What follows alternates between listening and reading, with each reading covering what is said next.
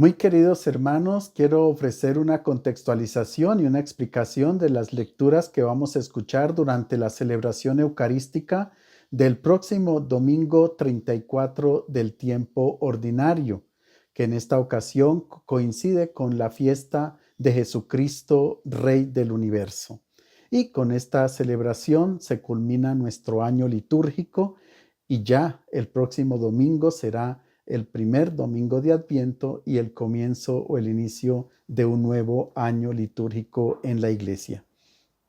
La primera lectura está tomada del libro del profeta Ezequiel, capítulo 34, versículos 11 a 17. El contexto es el de la invasión de Babilonia a Jerusalén, concretamente cuando los soldados violentamente destruyen el templo, las murallas de Jerusalén y en general la ciudad. En esta ocasión, los soldados babilonios no tuvieron piedad con ninguno y muchos de los habitantes de la tierra de Israel, concretamente de Jerusalén, huyeron al desierto, otros a Egipto, otros se escondieron donde pudieron y los más notables y aquellos que tenían bastantes bienes fueron deportados a Babilonia. Se quedaron entonces en la tierra habitando los campesinos y los artesanos, la gente más pobre y más necesitada. En este contexto entonces aparecen unos que del pueblo de Israel, ahí que quedaron en la pobreza, se las ingenian cómo salir adelante y empiezan a hacer negocios no importando mucho, o sea, sin escrúpulos acerca de cómo se enriquecen rápidamente. En este contexto es que Ezequiel pronuncia la siguiente profecía. Así dice el Señor, yo mismo en persona buscaré mis ovejas siguiendo su rastro.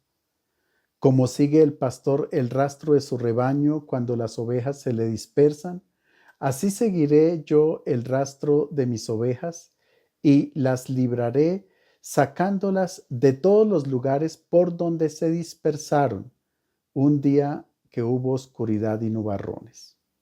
Yo mismo apacentaré mis ovejas. Yo mismo las haré descansar, oráculo del Señor.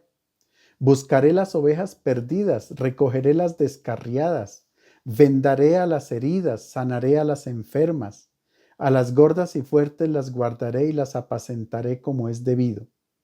Y a ustedes, mis ovejas, esto dice el Señor, voy a juzgar entre oveja y oveja, entre carneros y chivos. Recordando entonces la desgracia que ha sacudido a Jerusalén, el profeta Ezequiel lanza una buena noticia. Será el Señor mismo, Dios mismo, el que se compromete a apacentar a su pueblo. Él traerá a todos los deportados, a todos los que huyeron de una parte para otra cuando la invasión de los babilonios. Él los vuelve a reunir en Jerusalén y en la tierra de Israel. Él quiere ser aquel que venda las heridas de las ovejas heridas, aquel que apacienta a las ovejas más pobres, aquel que también va a hacer justicia, porque promete, voy a juzgar entre oveja y oveja, entre carneros y chivos. Es decir, voy a juzgar entre aquellos que se enriquecieron rápidamente a costa de los demás y los más pobres que nadie les hizo justicia. Aquí hay una promesa de una buena noticia de la intervención de Dios a favor de los oprimidos, de los pobres y de los explotados. La segunda lectura está tomada de la primera carta del apóstol San Pablo a los Corintios, capítulo 15, versículos 20 a 28. El contexto es el siguiente. Los rabinos de la época de Jesús y de Pablo pensaban que vendría el Mesías y con él comenzaría un primer reino, que justamente lo llamaban el reino del Mesías. Una vez que se concluyera este reino del Mesías, entonces ahora sí se instauraría el reino de Dios, pero el reino del Mesías duraría lo que dura la historia de la humanidad. En otras palabras, se prepara en esta vida todo este reino del Mesías para luego instaurar el reino de Dios. Nosotros creemos que el reino de Dios está ya presente porque así fue que nos lo explicó el Señor Jesús. Pero desde esta perspectiva, el apóstol Pablo entiende que el Mesías en su reino debe destruir a los enemigos hasta que termine con todos los enemigos y el último enemigo en destruirse será la muerte. Ahora bien, Cristo ha resucitado de entre los muertos y resucitó como primer fruto ofrecido a Dios, el primero de los que han muerto. Porque si por un hombre vino la muerte, por un hombre viene la resurrección de los muertos. Como todos mueren por Adán, todos recobrarán la vida por Cristo, cada uno en su turno. El primero es Cristo, después cuando Él vuelva, los cristianos. Luego vendrá el fin, cuando entregue el reino a Dios Padre y termine con todo principado, autoridad y poder, porque Él tiene que reinar hasta poner a todos sus enemigos bajo sus pies. El último enemigo que será destruido es la muerte. Cuando el universo le quede sometido, también el Hijo se someterá al que le sometió todo, y así Dios será todo para todos. El apóstol hace una contraposición entre los hijos de Adán, por el cual entró la muerte en el mundo, y los hijos de Dios a través de Cristo, que obtenemos la vida eterna. Somos rescatados de la muerte por la resurrección del Hijo de Dios. En este sentido, en el reinado del Mesías, en este mundo, el Mesías tendría que destruir todo aquello que deshumaniza al hombre, a saber, la enfermedad, la esclavitud, la ignorancia, la desnudez, el hambre, el egoísmo, el pecado, el odio, etcétera. Todas estas realidades negativas tendrán que ser erradicadas por el Mesías. Y el último enemigo en ser erradicado será la muerte, pero no la muerte física, porque nosotros sabemos que el ser humano, por ser de carne y hueso, vuelve a la tierra, se marchita, termina por consumarse en la tierra. Él lo que vence es la muerte eterna, que nos había privado antes por su destrucción total, como pensaban de acuerdo con la mentalidad de la época. Esa muerte que se creía que el ser humano terminaba en la tumba, ahora a través de la resurrección de Cristo se habla de un nacimiento nuevo para el cristiano, a una vida plena y a una vida completamente nueva y definitiva con Dios. El Evangelio está tomado de San Mateo en el capítulo 25, versículos 31 a 46. Como se trata de la fiesta de Jesucristo, Rey del universo, se presenta a Jesús como un juez al final de los tiempos, en una escena que es muy conocida por todos nosotros, cuando al final las personas son comparadas con las ovejas y con los cabros.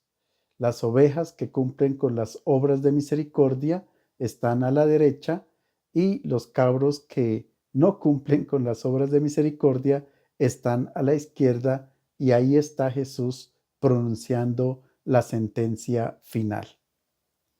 ¿Cómo entender a Jesús como juez al final de nuestra vida? Esto es supremamente importante. El problema es interpretar muy bien el pasaje, porque de lo contrario no sería una buena noticia. Nosotros sabemos que el Evangelio es una buena noticia y en esto creemos y nos alegramos y nos gozamos. Pero claro, si nos piden rendir cuentas al final de nuestra vida, nos puede esto asustar y el Evangelio entonces no sería una buena noticia. Y lo que pasa es que hay expresiones en el mismo Evangelio que nos produce cierto miedo. Por ejemplo, cuando el Señor dice, apártense de mí, malditos, vayan al fuego eterno preparado para el diablo. O cuando dice, les digo que no sé de dónde son ustedes, apártense de mí, malhechores. El Hijo del Hombre enviará a sus ángeles que recogerán de su reino todos los escándalos y los malhechores y los echará al horno de fuego, etcétera. Al siervo malvado le dicen, átenlo de pies y manos y échenlo fuera a las tinieblas, etcétera. Entonces hay una dificultad en reconciliar todas estas expresiones con todas las expresiones de amor y de misericordia de parte de Dios y que Jesús mismo nos enseñó. Mi Padre del cielo hace salir su sol sobre buenos y malos y hace llover sobre justos e injustos. Si un pastor tiene 100 ovejas y pierde una, inmediatamente deja las 99 y va en rescate de la oveja perdida. Si una señora pierde una moneda, la busca y cuando la encuentra hace fiesta. Si hay un hijo de un padre que el hijo malgastó totalmente su herencia y vuelve a casa y el padre lo acoge y hace fiesta. ¿Cómo reconciliar las expresiones un poco negativas y las expresiones positivas y que están llenas de un amor visceral, un amor maternal por parte de Dios hacia el hombre? ¿Cómo entender la justicia de Dios? Que la justicia de Dios es un juicio en misericordia. O sea, no puede haber una proporción tan desmesurada entre una falta que puede cometer un pecador y un juicio de condena por la eternidad. No es fácil entender esto entonces. Y muchas personas al pensar que se encuentran con un Dios que castiga, han abandonado su fe. Dicen, no puedo entender a un Dios de esta manera. Y son interrogantes serios que se nos ponen delante de nuestra vida para que nosotros tengamos la posibilidad de discernir sobre todo esta vida, no tanto la otra, actuar durante esta vida. Veamos entonces el texto cómo inicia. Cuando el Hijo del Hombre llegue con majestad, acompañado de todos sus ángeles, se sentará en su trono de gloria, y todas las naciones serán reunidas en su presencia. Él separará a unos de otros como un pastor separa las ovejas de las cabras. Colocará a las ovejas a su derecha y a las cabras a su izquierda. Entonces el rey dirá a los de la derecha, vengan benditos de mi Padre a recibir el reino preparado para ustedes desde la creación del mundo. Porque tuve hambre y me dieron de comer. Tuve sed y me dieron de beber. Era migrante y me recibieron. Estaba desnudo y me vistieron. Estaba enfermo y me visitaron. Estaba encarcelado y me vinieron a ver. Muchas veces este texto se ha considerado como si fuera una parábola y no es una parábola. Es una escena de juicio, que es un género literario que encontramos en la Biblia, es decir, una manera de relatar, de dar un mensaje en la Sagrada Escritura. Ya en la tradición rabínica se entendía que se presentaba a Dios como un juez donde Él tiene a todos sus ángeles como asistentes y se convocaría a todos los pueblos de las naciones para pronunciar sentencia y premiar a algunos y castigar a otros. ¿Mm? Una escena o una creencia que tiene su raíz en una escena de la vida real. Los grandes soberanos en Medio Oriente convocaban a los feudales para que rindieran cuentas, y entonces a los que se portaban bien los premiaban y a los que se portaban mal, pues obviamente los castigaban severamente. Los rabinos leían en el Talmud entonces lo siguiente: el Señor se sentará, tomará un rótulo de la Torá, un rollo de la Torá, lo pone sobre sus rodillas y dirá a quien se ha ocupado de la ley: pasa, siervo bueno, y recibe el premio. Es decir, los rabinos entendían que Dios juzgaba de acuerdo con la fidelidad que el israelita tuviera hacia la ley, o la infidelidad o el no cumplimiento de la ley. En Egipto es famoso el libro de los muertos, donde encontramos una escena de juicio y que viene pintada en los sarcófagos o en las tumbas de los reyes famosos. Justamente a mis espaldas tengo esa escena de juicio, donde, si ustedes se dan cuenta, el difunto se presenta en el momento después de su muerte para presentarse ante el juicio. Eso acompañado por Anubis, y delante está Osiris, que va a valorar la vida del difunto sobre una balanza o en una balanza. En una parte de la balanza está el corazón del muerto, del difunto, y en la otra parte de la balanza está una pluma, que es la representación de la diosa Maat, es signo de la sabiduría. Si el corazón está en sintonía con la sabiduría, es decir, pesa igual, entonces el muerto, el difunto, venía premiado, y si no entraba y si no venía castigado. Es interesante porque en la Biblia se dice que no hay que tener un corazón de piedra, es decir, un corazón pesado, un corazón insensato, que al final de la vida no vaya a pesar lo que pesa la pluma.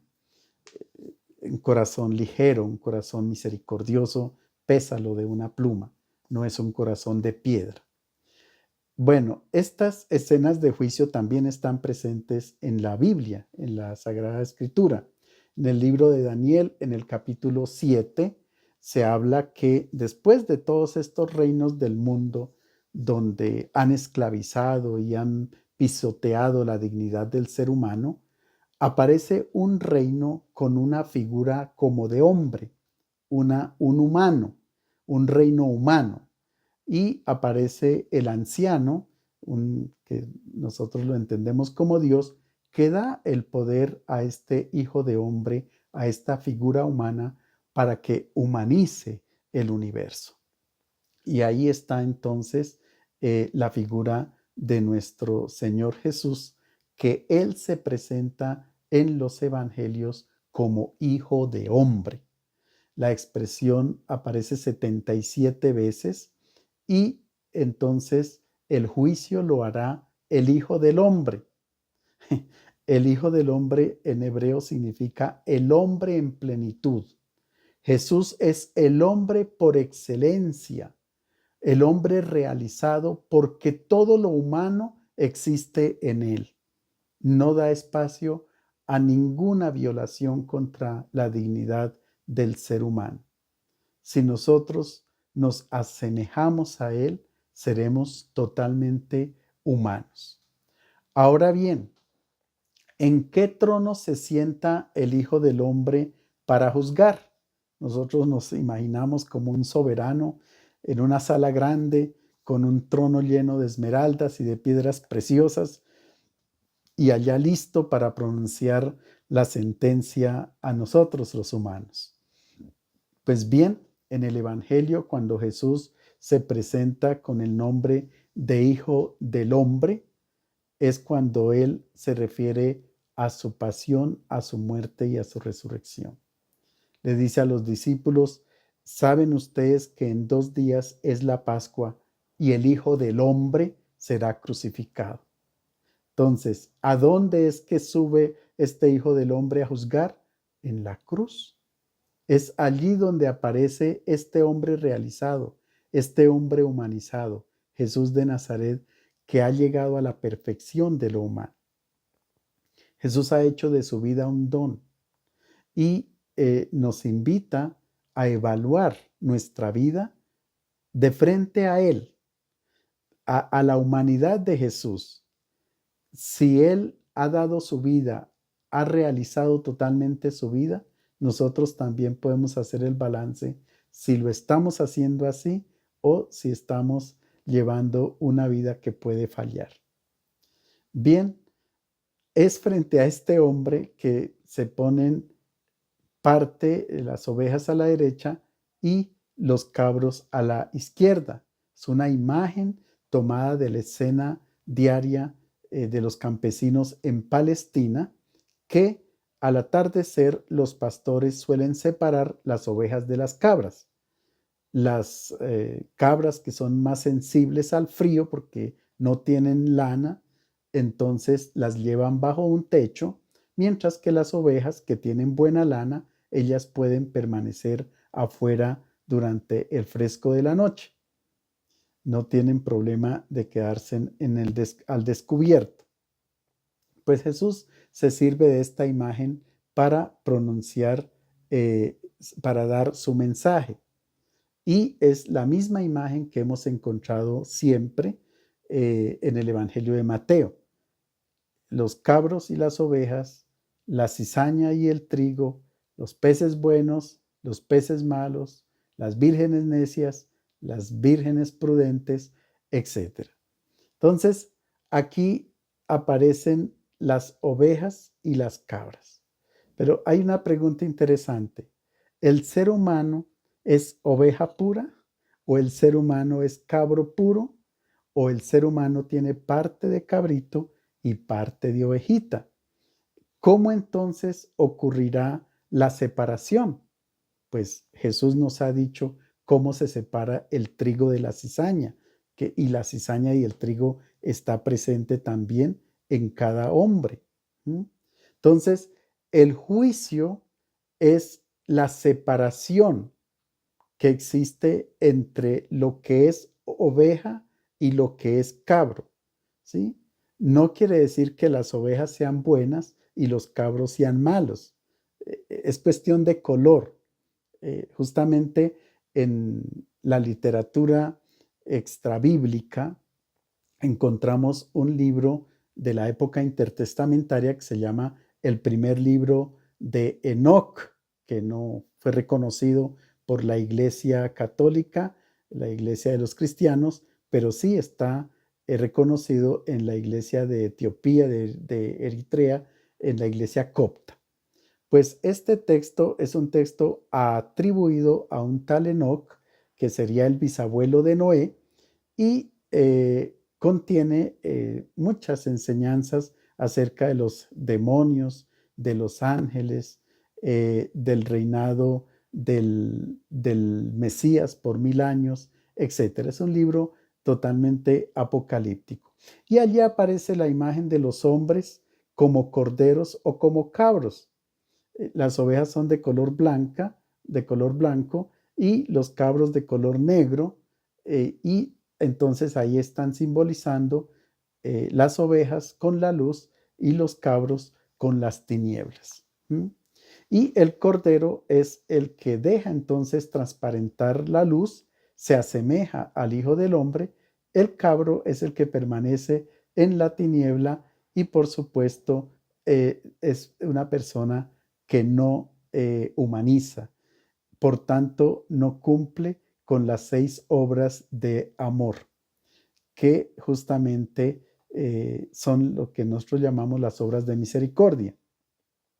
Alimentar al hambriento, quitar la sed al sediento, acoger al migrante, vestir al desnudo, visitar al enfermo y al encarcelado. Y así continúa entonces el texto. Los justos le responderán: Señor, ¿cuándo te vimos hambriento y te alimentamos, sediento y te dimos de beber, emigrante y te recibimos, desnudo y te vestimos? ¿Cuándo te vimos enfermo o encarcelado y fuimos a visitarte? El rey les contestará: les aseguro que lo que hayan hecho a uno de estos, a mis hermanos menores, me lo hicieron a mí. El texto de juicio, en este texto uno esperaría que inmediatamente se diera un premio, pero no. Lo que pasa es que los que dicen pasar a la derecha dicen: pero ¿cuándo nosotros hicimos todo esto? ¿Cuándo nosotros dimos de comer al hambriento, vestimos al desnudo, etcétera? ¿Cuándo hicimos estas obras de misericordia? ¿Mm?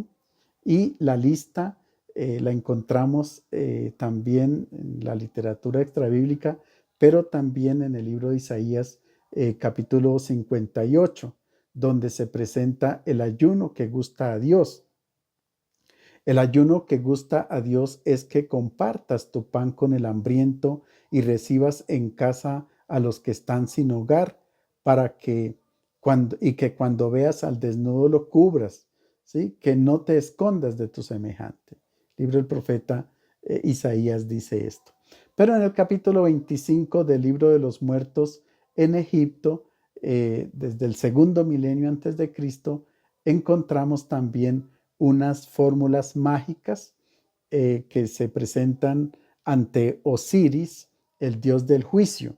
De hecho, que se le anexaba al difunto en su cadáver esta lista para que llegara y se presentara ante Osiris y dijera: he dado el pan al hambriento, agua al sediento, he vestido al desnudo, he ofrecido un transporte a quien no tenía una barca, he hecho lo que los hombres alaban y de lo que los dioses se complacen.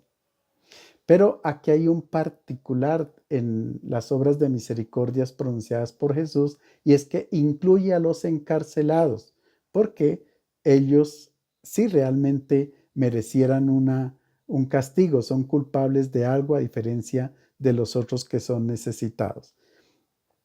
Bien, este género literario está presente en un estudio al Salmo 118 de los rabinos, donde se hacen una serie de preguntas: ¿cuáles son tus obras? Y se responden: he dado de comer a quien tenía hambre. Entonces se le dirá: esta es la puerta del Señor, entra a través de ella, y así con cada una de las obras de misericordia. Los rabinos querían inculcar entonces el valor de la caridad en esta vida, por favor.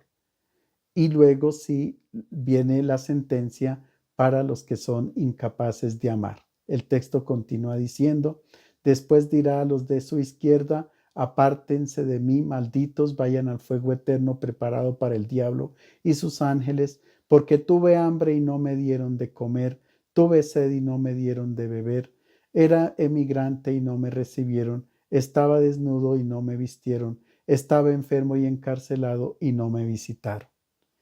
La lista se repite nuevamente. Son 4 veces que se repite la lista de las obras de misericordia, porque lo que se quiere es resaltar que hay que hacer estas obras de misericordia en este mundo para parecernos a Jesús totalmente, porque puede ser que nosotros vivamos una vida muy, muy devota, de oración sin lugar a dudas, de culto sin lugar a dudas, que está muy bien, pero descuidemos la práctica de la caridad con el hermano.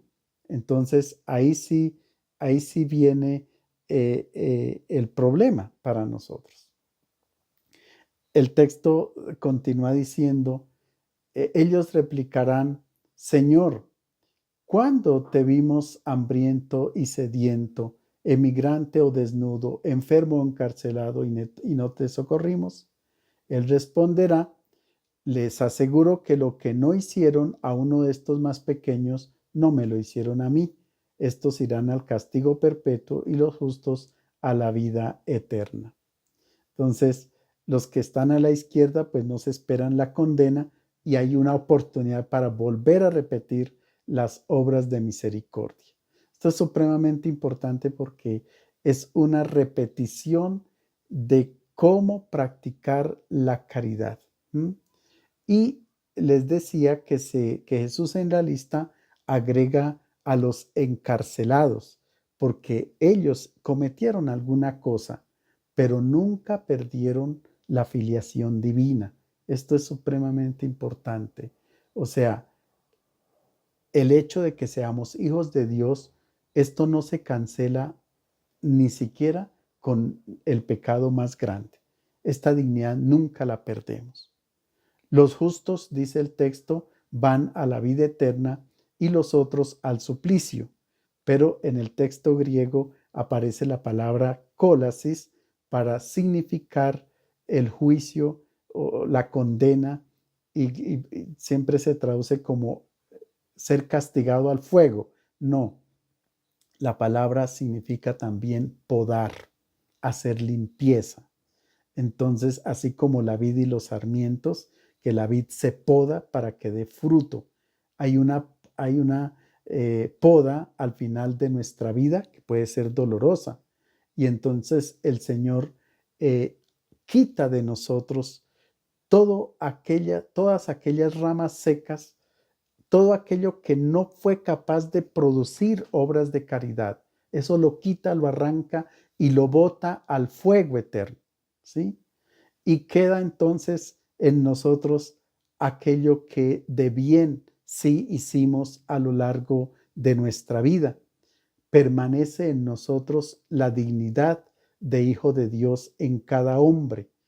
Y entonces, cuando Dios entregue este reino al Padre, entonces allí no podrá faltar ninguno de nosotros, porque todos entraremos limpios, se nos ha quitado aquello negativo que tenemos, no son las personas las que se arrojan al fuego, son las cosas negativas que hay en cada persona la que va quemada y nosotros entramos al reino de los cielos por toda la eternidad.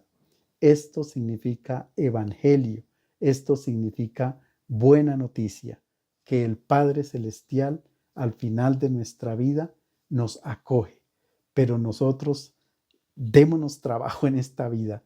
La parábola está para que nosotros entendamos que esta vida no se puede desperdiciar, sino que hay que practicar la caridad, concretamente las obras de misericordia repetidas 4 veces para que se nos graben en nuestra mente y las podamos practicar cada uno de los días y en cada momento a lo largo de nuestra vida. Les deseo a todos un feliz domingo.